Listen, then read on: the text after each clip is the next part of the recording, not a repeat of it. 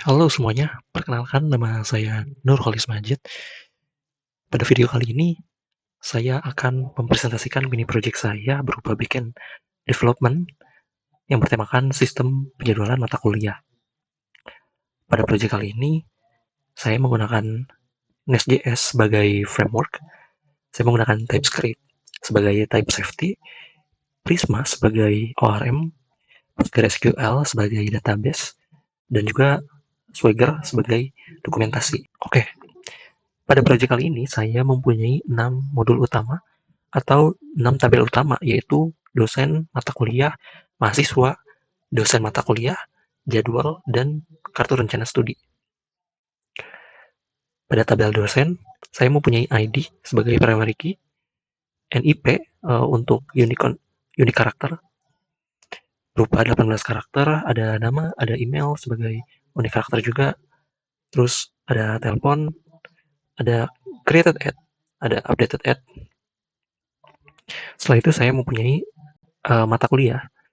Sama ini juga ada ID sebagai primary key-nya, ada kode di sini untuk unique karakternya, ada nama, terus ada SKS, ada semester, ada deskripsi dan created dan updated ad seperti biasa. Selanjutnya di sini ada mahasiswa berupa ID sama NIM, nama, email, jurusan, semester dan sebagainya.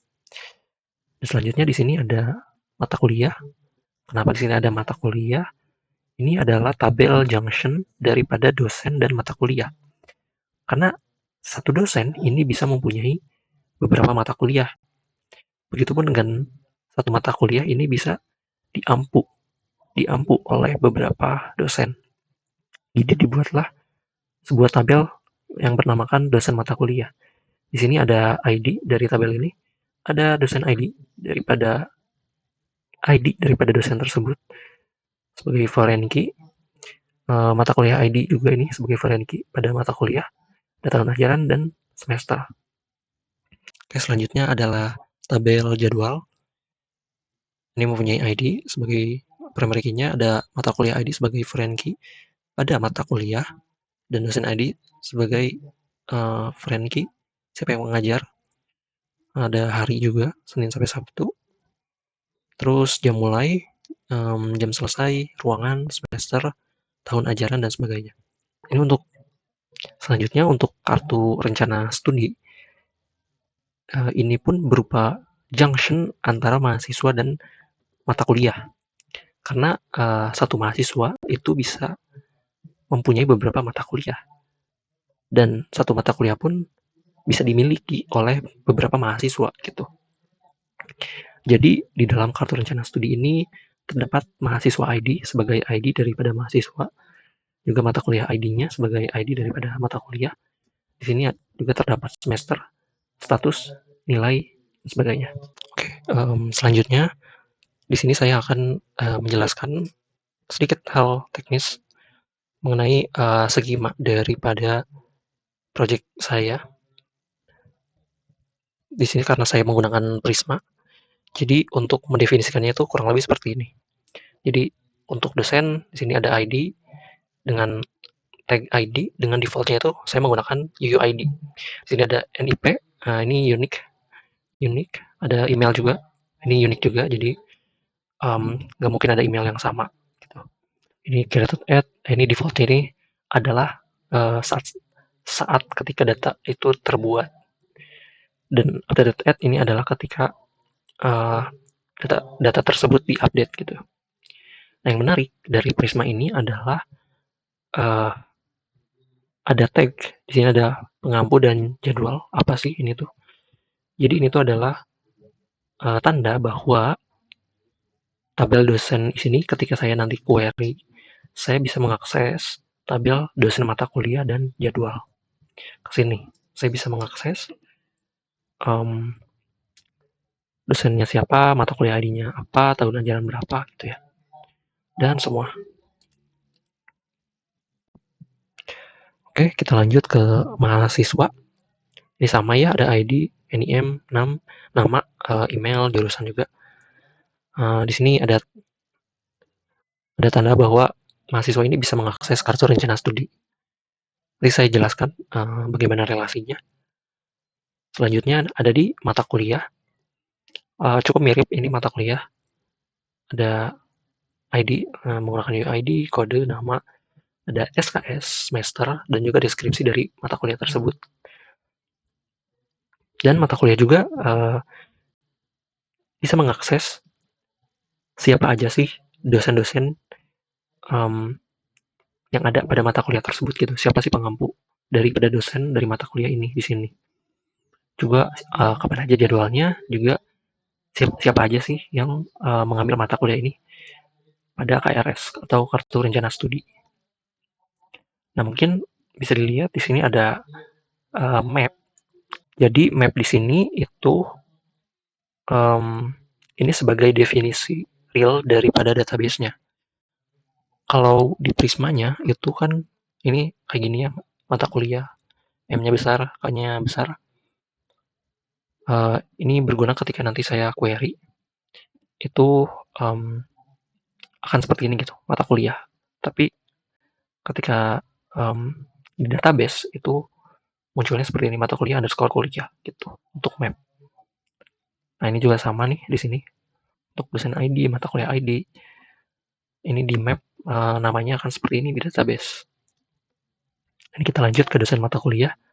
Ini mirip-mirip aja. Ini ada foreign key untuk dosen ID. Mata kuliah ID-nya juga tahun ajaran. Nah, yang ini sebagai relation-nya, sebagai relasi kepada database dari dari tabel dosen, sorry. Ini dosen ID di sini mengakses ID-nya daripada dosen di sini gitu. Oke. Nah, di sini yang menarik juga, ini langsung didefinisikan apa aja sih yang unik di sini.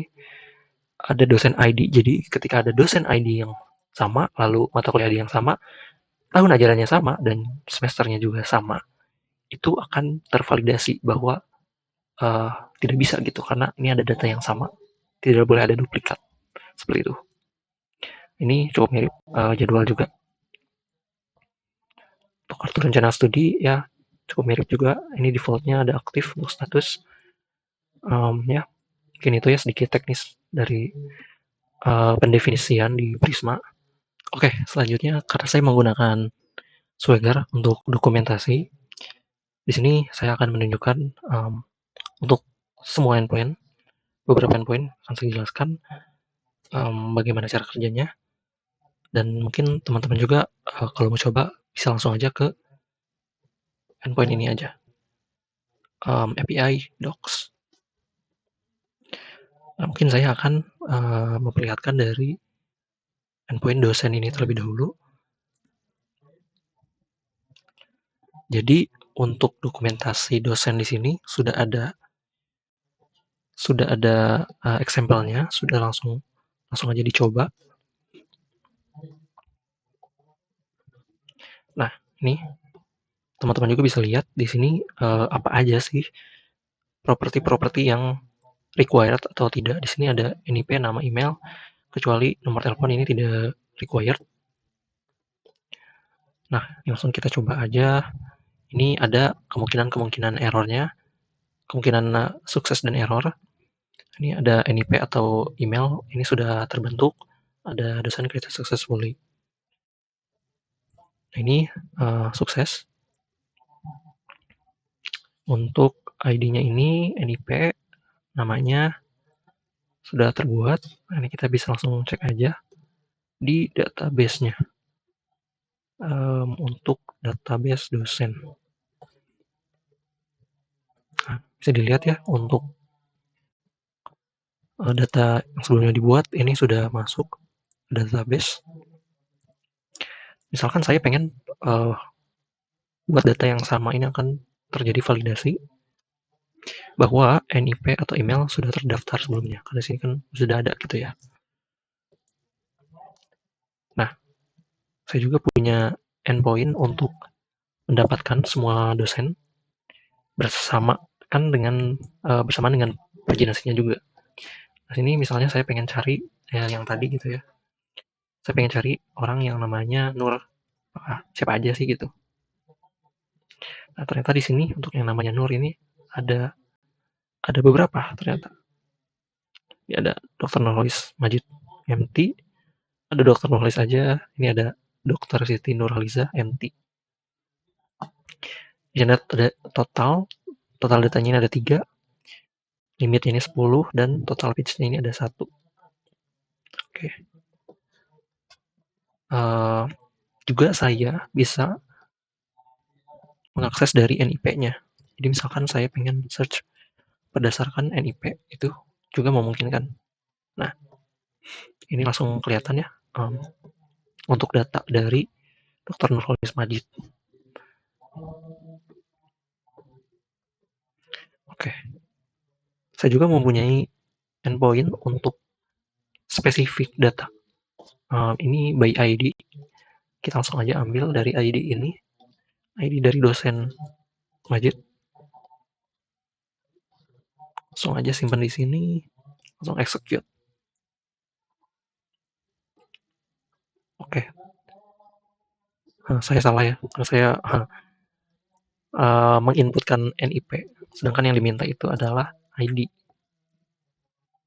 Sorry. Oke. Kita tambahin ID-nya. Nah,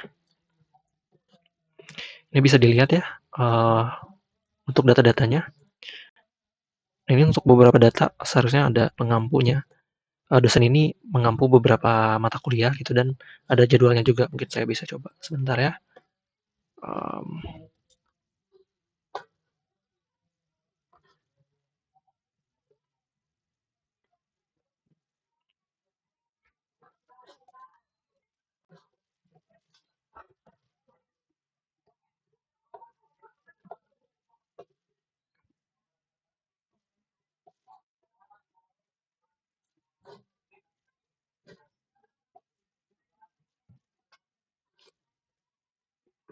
Nah, di sini untuk dosen yang bernama Dr. Siti di sini beliau mengampu satu mata kuliah yaitu mata kuliah pemrograman web. Ini ada beberapa detail lainnya dan juga di sini ada jadwalnya. Kapan? Ini hari Kamis jam 1 sampai jam 4, setengah 5. Tahun ajaran juga ada. Ini ada mata kuliahnya apa gitu. Dan saya juga bisa update data-datanya. Seperti misalkan nomor teleponnya. Saya bisa mengupdate nomor telepon dosen. Misalnya ini. Oh, saya butuh ID-nya ternyata. Saya butuh ID dari dosen yang tadi. Ini ya, menariknya menggunakan Swagger. Kita langsung dikasih bahwa apa sih yang kurang gitu ya. Oke. Ini untuk ID-nya. Saya pengen update nomor telepon misalnya. Nah, ini ya, sukses update. Dan juga saya bisa delete dari dosen tersebut.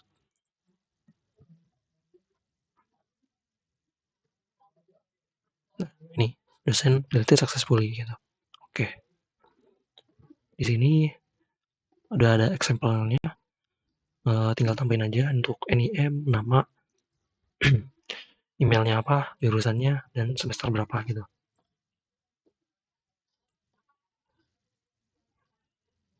Oke. Ternyata di sini untuk NIM dan emailnya sudah terdaftar.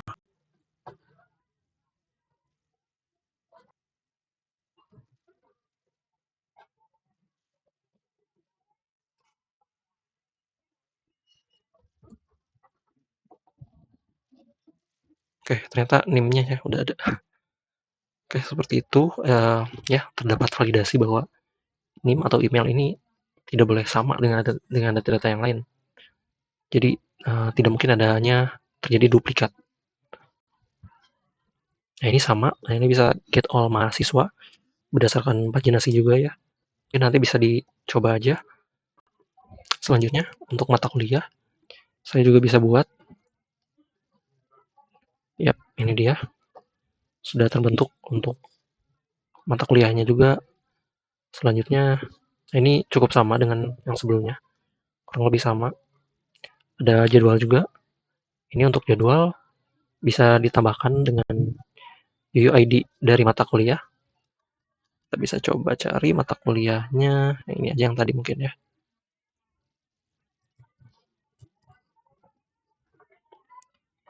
Setelah itu siapa sih dosen? Siapa dosennya gitu ya? Siapa dosennya? Dosennya misalkan ini. Ini untuk dosennya. Jadi untuk hari Senin jam segini di ruangan B1 semester ganjil tahun ajaran 2024-2025. Kita coba dan ya ternyata UID-nya salah untuk dosen ID.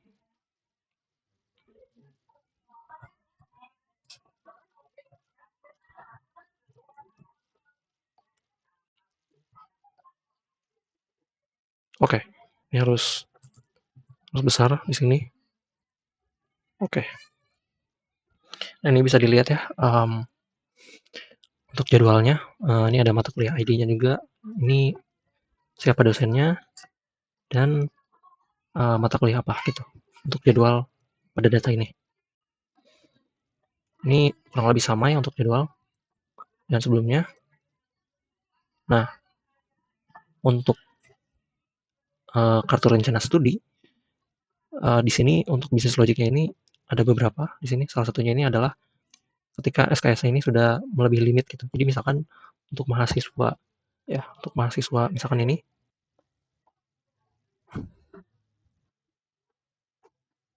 terus mata kuliahnya. Nah, jadi kalau misalkan SKS ini udah lebih gitu dari limitnya misalkan 24, ini akan terdapat validasi bahwa sudah melebihi batas gitu. Ataupun misalkan mahasiswanya nggak ada gitu atau mata kuliahnya nggak ada. Atau mungkin data dari kartu rencana studi ini sebenarnya udah terbuat gitu. Ini akan terdapat validasi seperti ini. Nah, ini berhasil ya. Misalnya mata kuliahnya nggak ada gitu, salah. Ini akan terdapat validasi bahwa mata kuliah ID harus jadi yang valid. Sorry, mungkin harus gini ya. Nah, ini mata kuliah tidak ditemukan. Seperti itu.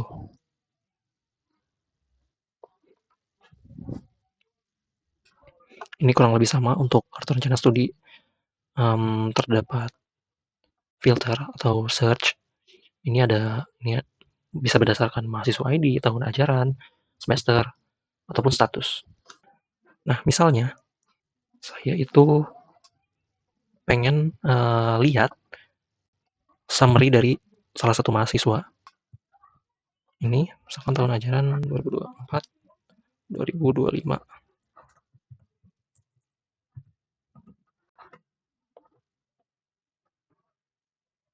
Nah, ini kita dapat summary dari salah satu mahasiswa tersebut gitu. Ini ada total mata kuliah. Total mata kuliahnya ada 1, terus SKS ada 3. Ini ada validasi maksimal SKS, terus sisa SKS-nya gitu yang bisa diambil. Ini ada 21 karena dia baru ambil 3. Dan ini untuk detail-detail lainnya.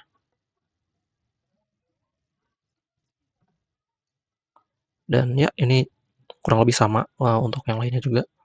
Bisa get by ID, bisa update juga by ID dan juga delete. Oke, selanjutnya di sini saya akan memperlihatkan bagaimana struktur kode yang saya buat. Di sini semua main code-nya ini ada di dalam folder source. Ada modul. Dalam modul ini terdapat main entity yang sebelumnya saya jelaskan. Di sini ada dosen, jadwal, kartu rencana studi, mahasiswa, dan mata kuliah. Misalnya di dosen ini ada controller. Untuk controller ini cukup simpel sebetulnya. Nah, ini dimulai dari create dosen. Ini simpel sih untuk controllernya itu. Ini cuman sebagai jembatan aja ke service. Jadi dari controller Di sini langsung ke service create gitu. Di sini di service, di sini semuanya, di sini semua logic bisnisnya gitu. Jadi setiap validasi, setiap error ini akan di-handle di service. Dan juga setiap akses database ini juga terdapat di service. Ada juga DTO atau data transfer object. Di sini mendefinisikan beberapa properti, apakah properti tersebut required atau tidak, dan juga langsung menggunakan validasinya menggunakan kelas validator. Ini ada Swagger untuk sampelnya. Ini dari validator ini berupa bahwa properti NIP ini berupa string, ada nama juga berupa string juga. Ini ada lengthnya. Kalau misalkan namanya cuma satu karakter aja, ini akan terkena validasi. Dan ini dari 3 sampai 100 gitu. Dan selanjutnya untuk jadwal, RS dan lain-lain ini mempunyai struktur yang kurang lebih sama ya.